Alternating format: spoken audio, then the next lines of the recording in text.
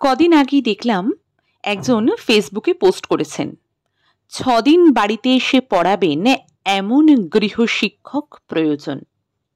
কয়েকটা মুখ ভেসে উঠল। সদ্য কলেজ পাশ করা কয়েকটি ছেলেমেয়ের।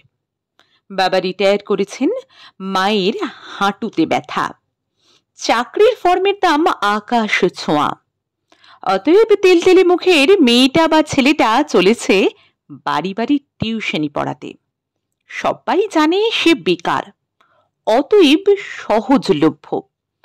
যখন ইচ্ছে ফোন করে ডাকা যায়, কাঠফাটা রোদ্দুর হোক বা শীতের সকাল, তাকে ছুটতে হবে, ঘন্টা ধরে পড়াতে হবে।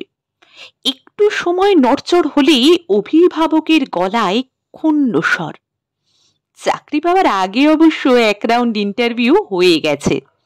সে কোন স্কুলে পড়েছে, কত পেয়েছে, এরপর কি করবে বোঝা দুষ্কর। ইউপিএসসির ইন্টারভিউ নাকি ক্লাস 3-র বাচ্চাকে পড়ানোর চাকরি। এমনটা হতেই পারে মেয়েটি বা ছেলেটি পড়াতে এসে ফিরে যাবে, তারা বাড়ি থাকবেন না, গার্জেন জানানোর প্রয়োজন মনে করেনি। এমনটাও হতে পারে অভিভাবক সন্তানকে বলবেন, দাদাকে দেখে শেখ, ভালো চাকরি না পেলে এমন বাড়ি বাড়ি গিয়ে পড়াতে হবে। ছেলেটি বা মেয়েটি সব বুঝবে এবং না বোঝার ভান করে বোকার মতো হাসবে। অবশ্য কোনো কোনো অভিভাবক খুব ভালো ব্যবহারও করবেন, বাড়ির একজনের মতো ব্যবহার করবেন, সম্মান দেবেন। ছেলেটি বা মেয়েটি তাদের প্রতি আজন্ম কৃতজ্ঞ থাকবে। রাস্তায় বেরোলেই এই মুখগুলোর সাথে দেখা হয়। ত্রস্ত পায়ে দ্রুত হেঁটে যাচ্ছে, শুধু কটা টাকার জন্য না, বোধ হয় ওই মেয়েটি বা ছেলেটি হাঁটছে দায়িত্ববোধ থেকে। তাকে সিলেবাস শেষ করতে হবে, পরীক্ষা নিতে হবে। সে যখন পড়ায় তখন সে বাবার অর্থাভাব, মায়ের শরীর খারাপ, চাকরি না পাওয়া সব ভুলে যায়। যখন সে দেখে একজোড়া উজ্জ্বল চোখ তার দিকে তাকিয়ে আছে, সে নিজেকে ছাপিয়ে যায়, চারপাশটা কেমন আলো আলো হয়ে যায়। এটুকুই প্রাপ্তি।